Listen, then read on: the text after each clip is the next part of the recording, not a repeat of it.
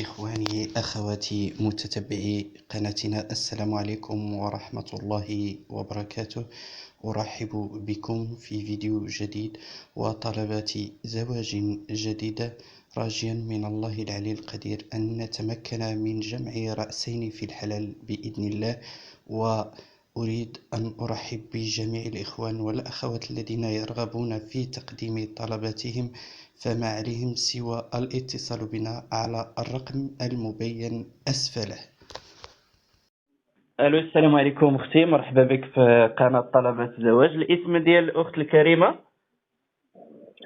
بقى اسم ماشي الاسم ديالي. يمكن لك ديري اسم مستعار. سميتي لطيفه.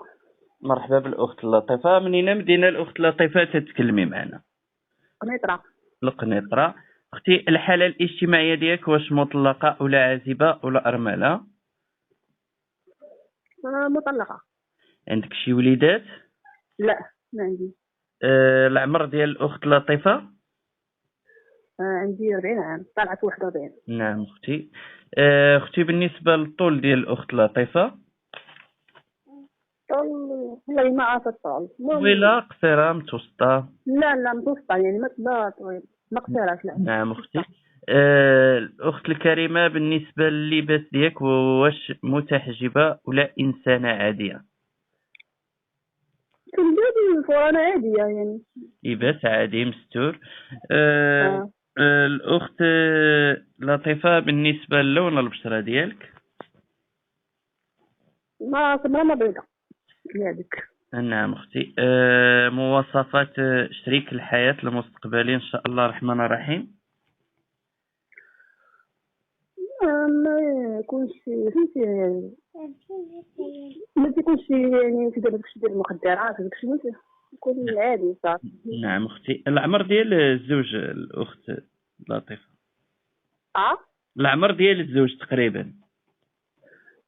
نبدا من 41 حتى ل 50 نقول. نعم اختي. الى اتصلوا بنا ناس من خارج المغرب، واش تتقبلي الزواج خارج المغرب؟ فيما كان مرحبا، يكون في المغرب ماشي مشكل. السؤال، الرأي ديالك في التعدد؟ تعدد والله ما عرفت. الزوجة الثانية تتقبليه ما تتقبليش؟ لا ما تتقبليش التعدد؟ لا. اختي، بالنسبة للرقم ديالك واش تسمحي لنا ننشروه في الفيديو ولا يبقى عندنا في القناة؟ لا، بقى عندك في القناة. يلا اختي، تنطلبوا من الله العلي القدير يرزقك بالزوج الصالح ان شاء الله ويستر امرك فيما قريب. الله يعاونك اختي لطيفه. الله يعاونك، اسمح لي. الله يعاونك. الله